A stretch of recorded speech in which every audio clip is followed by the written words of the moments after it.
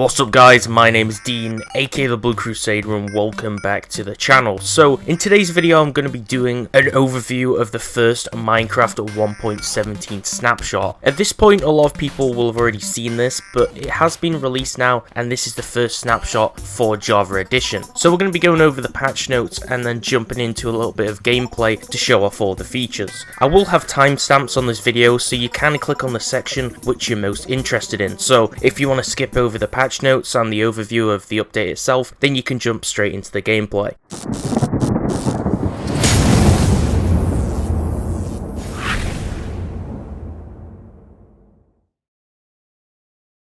So this is the first 1.17 snapshot for the Caves and Cliffs update on Java Edition specifically of Minecraft. Now for a little while now, Bedrock has already had access to this a little bit earlier than us, so this is a little bit newer. This did come out I think 2 days ago now, but I've only just managed to get this covered, but this should be interesting. So new features in Snapshot 20w45a, which is the most recent one. So we've got bundles, we've got the candle, which is a really interesting block. I did actually add the candle in one of my mods for Minecraft 1.15, so it's interesting that it's actually coming to the game. Then we have a lava cauldron, copper, amethyst, lightning rod, spyglass, tinted glass, and a shulker hitting a shulker with a shulker bullet can now make a new shulker. So these are the main new features and changes, briefly summarized by the bullet points. So let's go into amethyst. So amethyst blocks come in block form inside the geodes in two different ways: the block of amethyst and the budding amethyst. All types of amethyst blocks, which include the clusters, can create beautiful sounds when you walk on them, break them, place them, or hit them with a projectile. So that'll be interesting to mess around with in game just to see what the sounds are when we mess around with these blocks in survival mode. So amethyst clusters grow from budding amethyst, which can be found inside the geodes. These clusters have 4 growth stages: small, amethyst bud, medium, large, and amethyst cluster. These clusters can only grow when they are placed on budding amethyst blocks. Fully grown amethyst clusters drop 4 amethyst shards or more with the fortune enchantment when an iron pickaxe or higher is used, and they drop nothing otherwise when broken. And clusters can be silk touched at any stage. So this is interesting. Amethyst does actually grow naturally just like crystals do, so that's a really nice feature of the crystal growth cycle being implemented into Minecraft. So then amethyst geodes can be found anywhere underground in the overworld, so not just in specific biomes. Amethyst geodes have an outer layer of a new stone called tuff, and they have a second layer of another new block called calcite. These geodes have an inner layer of various amethyst blocks around them. Then under shards, the clusters drop 4 amethyst shards or more with fortune, which we've gone over, and the budding amethyst. On any side of a budding amethyst block where there is air or a water source block, a small amethyst bud will eventually grow upon it. Amethyst buds can only grow when attached to budding amethyst, and they will grow until they become amethyst clusters. Okay, so let's jump onto bundles. So bundles are items that hold other items. A bundle can hold a mixture of items but only one stack's worth. For example, a bundle could fit 64 dirt, 32 dirt and 32 stone, 32 dirt and 8 ender pearls. So basically it can hold one full stack of anything, but it can be a combination of multiple items to make up that stack. So it could be 64 individual blocks like wool, concrete, carpet or anything that's coloured, or it could just be half a stack of 2 different blocks, an individual diamond piece of armor for an example, or a full stack. You can right click to put an item into a bundle, you can right click a bundle to empty it, and you can wrap a present in a bundle and give it to your friend. So interesting stuff here to mess around with items and storage. Then we have candles, which come in all 16 colours and 1 uncoloured variant. Up to 4 can be placed on 1 block at a time, so they don't actually have the width of 1 block. You can fit 4 separate ones into 1 block space. They allow you to properly wish someone a happy birthday. They're waterloggable, but they can't actually be lit underwater, so they're not fully waterproof, which you wouldn't expect anyway from a candle. And you can just mess around with birthday cake and use candles with them, which is going to be pretty interesting to see people doing. Then cauldrons haven't really changed in terms of the look of the blocks, but they can now be filled with buckets of lava. So these filled cauldrons will give off a redstone signal of strength 1. So this should be another interesting redstone mechanic, along with some of the new stuff they've already added to 1.17 in the caves. Okay, so copper. We have copper blocks, which require 9 copper ingots to craft. Very similar to iron blocks. Craft cut copper stairs, and cut copper slabs by using copper blocks. You can use honeycomb to craft waxed copper blocks, and copper ore can be found in ore blobs across the overworld, similar to how iron and coal generates, but this is not going to be the final generation settings for copper, so this may change. So interesting, I'm really curious about the rarity of this metal, but it seems to currently spawn at a similar rarity level to both iron and coal. And you can smelt copper ore to get a copper ingot from it, of course. So the lightning rod is crafted from 3 copper ingots. You can use this to keep your build safe, as long as the closest area around the lightning rod is fireproof during thunderstorms. Interesting. This lightning rod will protect an area of 4 by 16 blocks around it from devastating lightning strikes. Lightning rods give off a redstone signal when struck by lightning. So this is interesting stuff. So we're having things to protect our base with, and so many uses are coming from the new copper ore blocks. Then oxidization or oxidation is something which happens naturally over time to copper. For an example, the Statue of Liberty, believe it or not, is actually made out of copper, but it appears green because of oxidation. So copper will oxidize over time. There are 4 stages: copper, lightly weathered copper, semi-weathered copper, and weathered copper. This takes 50 to 82 Minecraft days in loaded chunks for a copper block to oxidize one stage. Waxed copper blocks will not oxidize, so when we mix together I believe it was honey, as you can see it says use honeycomb to craft waxed copper blocks, so if you don't want it to oxidate or oxidize over time, you can protect it by using honeycomb to wax it, and you can wax at any oxidation stage.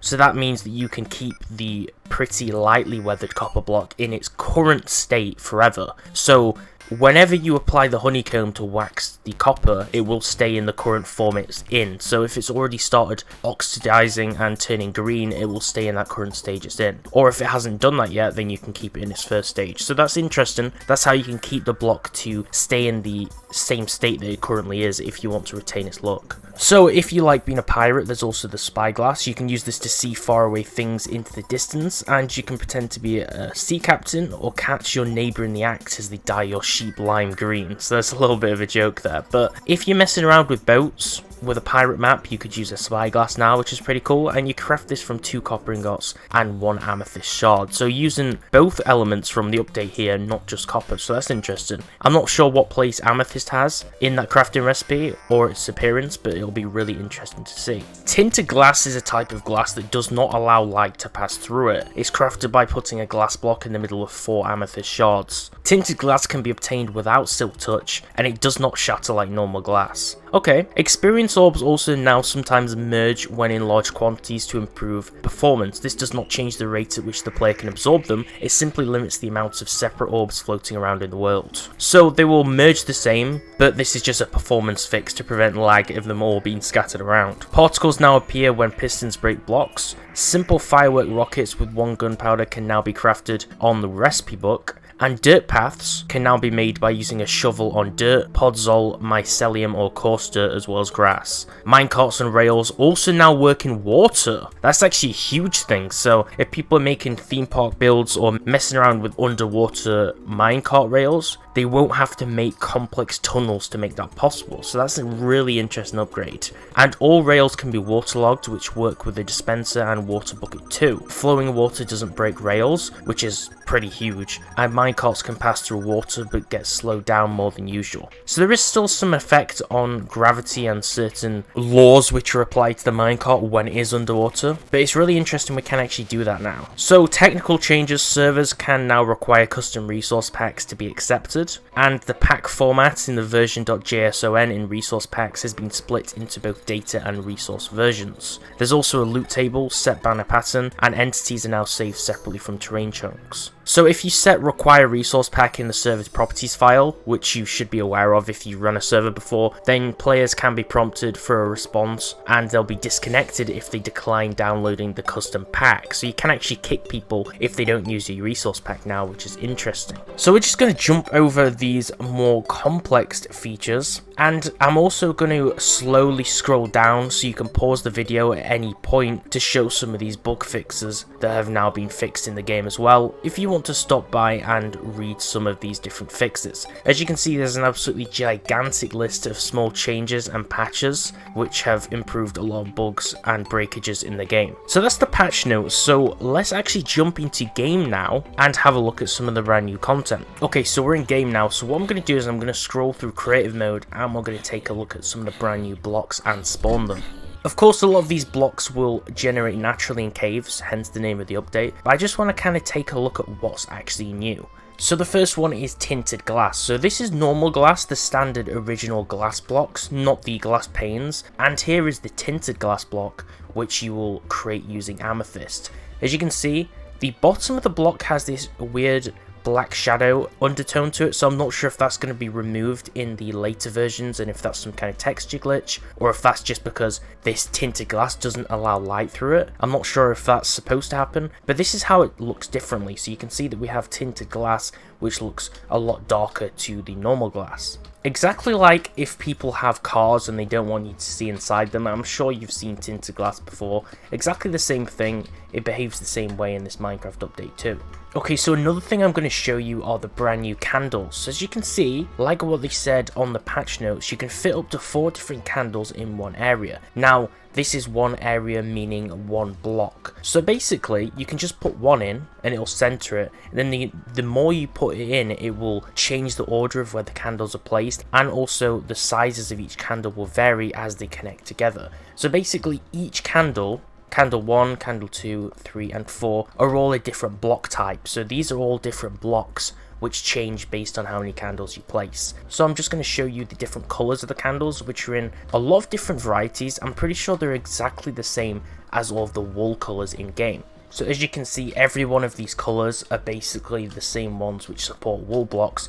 And if you regularly dye sheep, then you'll be aware of this. So another thing was that they joked about on the blog on the update is that you can now simulate a birthday party in game. So we're going to place a birthday cake down and we're going to get the pink birthday candles, and if you right click now, it will actually place a candle directly on top of the birthday cake. And then obviously if you right click more than once when placing it, it will actually eat the cake, so you need to be careful. I believe you can only place one candle on a cake at once, otherwise you just eat it. So you can't put multiple candles on a cake, so unfortunately you can only be 1 year old right now, but you can actually make birthday cakes now, which is super cool. So that's all the colours of the candles. So let's set the time to nighttime, and you can see by default the candles are not lit. So we're going to get flint and tinder, and then we can right click and we can actually light these candles.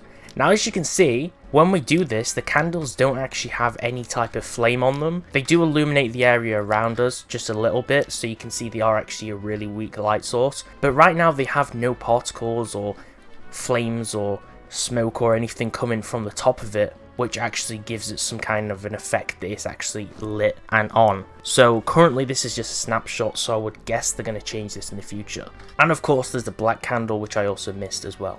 So let's now move on to the amethyst blocks, which we can get in game. So first of all, we have the amethyst shards, which we get from mining the blocks. Then we have the block of amethyst. We have the budding amethyst, which we said before that the amethyst crystals can grow on. If we right click on them, what's interesting is these crystals can grow on all sides or faces of the block. So as you can see, all around it and on top and on the sides, we actually have the crystals. So now if we go underneath, you can also put the crystals, meaning the amethyst buds, on the bottom side, top side and all the side faces of the budding amethyst block. So remember, you need to grow the crystals on the budding amethyst if you want them to form. Now there's a few different stages. I've spawned them all in creative mode just to show you. So the first one is the small amethyst bud, and then this is the medium one, and then the large amethyst bud, and the amethyst cluster, which is absolutely huge. So I will place them on the ground just to show you the natural progression of their actual size, and this is what they look like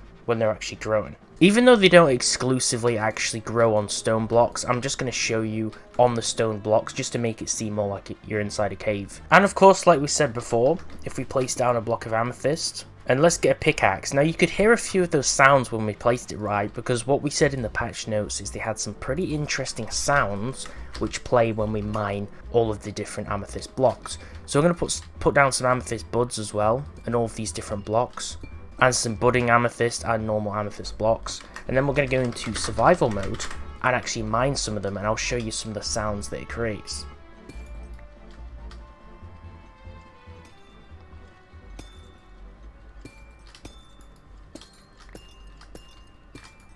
And you'll see they only drop the shards sometimes when you mine them and not always. Then let's look at the spyglass. So as you can see, the spyglass is exactly like you'd expect it to be, like what you've seen from pirates movies like Pirates of the Caribbean. Basically, we just hold it out here. This is what it looks like in third person view. And then if we go on the shoreline, or maybe we walk up the hill for an example, we can right click, but we have to hold right click.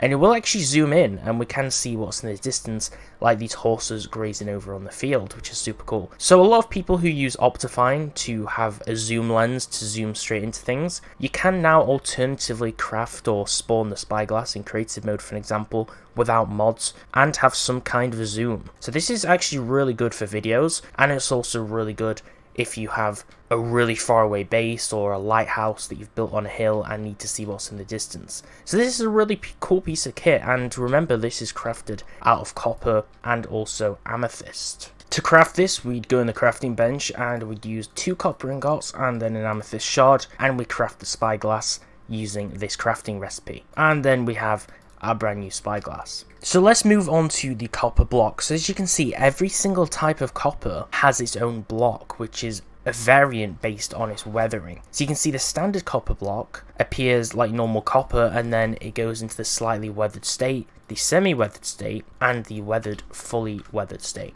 So as you can see, we'll just place them down just to show you the difference. And this is progressively how the copper will oxidize and completely change color. And as you can see, we have cut copper, which is a different variant of the block, which looks really nice. And it doesn't matter what type of block it is, they're all set up to blend together perfectly. Now I'll also show you the copper stairs for anybody who wants to decorate with copper stairs or make roofs. This is what the copper looks like. And then we have the cut copper slabs, which are all in the same variants as well. So as you can see, the blocks actually look really nice to decorate with. Even the oxidized variants look like they'd be really nice to build something with. Now remember, we can actually turn one of these copper blocks into a waxed copper block. And as you can see, the honeycomb is what we use to make the waxed versions, like I touched on earlier. But the reason why I'm not going to show you the waxed version specifically is because they look exactly the same as each life cycle stage of the copper, because the waxed version just is applied to keep the current state of the block so it doesn't progress onto a further oxidized version. So if you want to keep the normal copper before it starts to turn green, you would wax the copper with honeycomb, and that's how you would retain a state. And as you can see, we now have the waxed copper variants. And who could forget the lightning rod, which is the final piece of the puzzle, or the final main element at least. Although I haven't really showed you every single feature, this is the last final edition. And this is placed to ward off lightning storms. So remember, there is also the new copper ingots, which I didn't show you when I made the blocks. And we're just going to make a crafting bench. And 3 copper ingots in a small tower shape creates the lightning rod. So if you want to know how to craft that, that's exactly which recipe you use. And this basically keeps your build safe as long as the area surrounding the lightning rod is fireproof during thunderstorms, and this will protect a 4x16 block radius around it from the lightning strikes. But one feature which I wanted to cover, like I said, I haven't featured every single feature in this video in terms of bug fixes and small changes to old elements, but one big older change that isn't a new thing being added to the game is the addition of underwater minecart rails. How could I seriously cap off this video if I didn't feature this? So basically it lets you use minecart rails underwater to create underwater tracks, okay? Now, one thing to note that won't work is, I'm not sure if they plan to change this, but you can't place redstone torches underwater, okay? So if you're trying to power up these redstone based minecart rails, aka the powered rail, you can't currently do it just by placing it straight on the water. So you're gonna have to be creative